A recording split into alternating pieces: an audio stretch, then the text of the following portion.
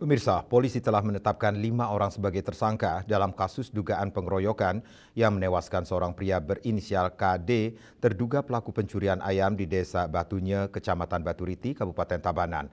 Peristiwa yang terjadi pada hari Jumat 24 Juli 2026 yang lalu itu kembali memunculkan sorotan terhadap tindakan main hakim sendiri yang berujung hilangnya nyawa seseorang.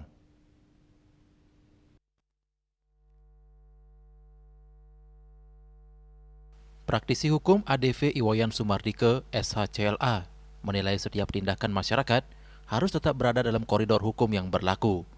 Menurutnya, seluruh bentuk tindakan warga negara telah diatur dalam peraturan perundang-undangan, sehingga tidak ada alasan untuk mengambil alih fungsi penegakan hukum dengan melakukan kekerasan terhadap seseorang, meskipun yang bersangkutan diduga melakukan tindak pidana. Ia menjelaskan, dalam setiap desa telah ditempatkan aparat negara seperti Babin Kamtibmas dan Babinsa yang bertugas memantau situasi keamanan serta memberikan pembinaan kepada masyarakat. Apabila suatu wilayah kerap terjadi kasus pencurian, aparat penegak hukum seharusnya meningkatkan patroli, melakukan pemetaan daerah rawan, serta lebih aktif memberikan penyuluhan hukum kepada masyarakat dan tokoh desa agar potensi konflik dapat dicegah sejak dini. Kita harus paham, jangan melakukan sesuatu tindakan dengan alasan pembenar, ya kemudian kita lakukan dengan cara melanggar hukum. Ini yang harus kita pahami. Contoh, kan sebagai korban dari pencurian, tidak boleh kita dengan alasan sebagai korban pencurian kemudian itu kita jadikan sebagai alasan pembenar melakukan apa saja terhadap pelaku. Nggak bisa itu, karena perilaku ini sudah diatur di undang-undang, di KUHP gitu. Caranya gimana? Kalau dia pelaku tertangkap tangan, bisa langsung diambil, diamankan, kan gitu, atau dilumpuhkan, kemudian panggil aparat atau serahkan ke aparat.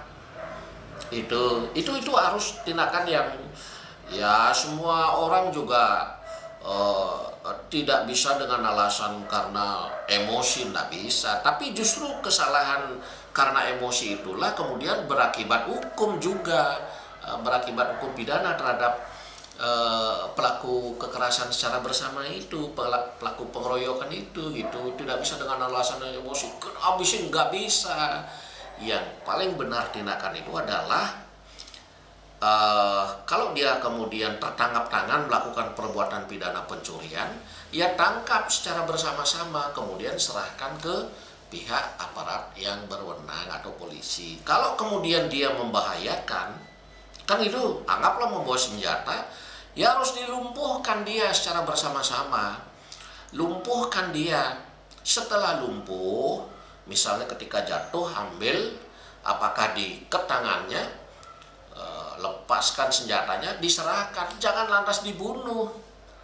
Itu di sana letak kesalahannya gitu, ya. Karena di sana sering terjadi kerawanan begitu, terjadi perbuatan pidana begitu, harusnya aparat kan ada istilah polisi punya tugas kegiatan mesadu ajeng dengan masyarakat, kan itu hari apa kumpul masyarakat, kemudian diberikan arahan tentang hukum gitu, sehingga ada bayangan bagi masyarakat bahwa kalau melakukan main hakim sendiri ya ada akibat hukum, risiko hukum yang harus dijalani begitu. Dengan meningkatnya pemahaman masyarakat mengenai konsekuensi hukum dari tindakan main hakim sendiri, diharapkan penyelesaian setiap dugaan tindak pidana dapat dilakukan melalui mekanisme hukum yang berlaku tanpa menimbulkan korban jiwa.